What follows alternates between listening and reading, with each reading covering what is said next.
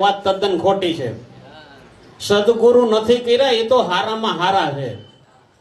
એ ગાળો કાઢે તોય ક્ષમ્ય છે, એ ખરાબ બોલે તોય ક્ષમ્ય છે, એ ખરાબ વર્તન કરે તોય ક્ષમ્ય છે. પણ સંતોનું કેવું એવું છે કે સદગુરુના ચરણમાં ગયા પછી જેણે સિદ્ધાંત છોડી દીધા, જેણે જગતની સાથે વર્તન કરવાનું હતું એવું નથી કરતા, સદગુરુના ચરણમાં ગયા પછી એનામાં 1% જો પરિવર્તન ના થાય તો સંત એમ કહે કે આવા નુગરાના તો દર્શને અમને ના દેતા.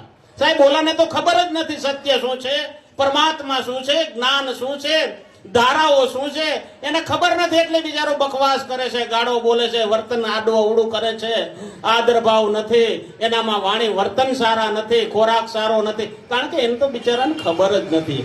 સાહેબ, 1 લાખ રૂપિયાનો ઘોડો છે એને પલાણ્યો નથી, એ તો ગમે એમ ફલાંગો મારે, પણ 5 લાખ રૂપિયાનો કારીગર લાવી અને એ ઘોડાને કમ્પ્લીટ કર્યો, અને જો ઈ ઘોડો ફલાંગ મારે ને સાહેબ, ત્યારે સંતો એમ કે છે કે આ ઘોડો નથી, આ તો ગધેડો છે.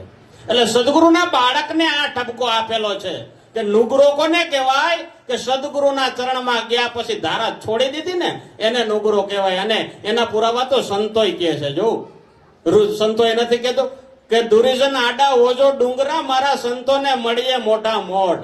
આવા જે નુગરા છે ને આડા તો મોટા મોટા ડુંગર દઈ દો, એના દર્શને અમારે નથી કરવા. ટૂંકમાં સંતોનું કેવું ખાલી એટલું જ છે કે સદગુરુના ચરણમાં ગયા પછી સિદ્ધાંત જે ચૂકી ગયા એને સંતોએ નુગરા કીધા છે. અને સાહેબ 100% આવાનું દર્શન થઈ જાય ત્યાંથી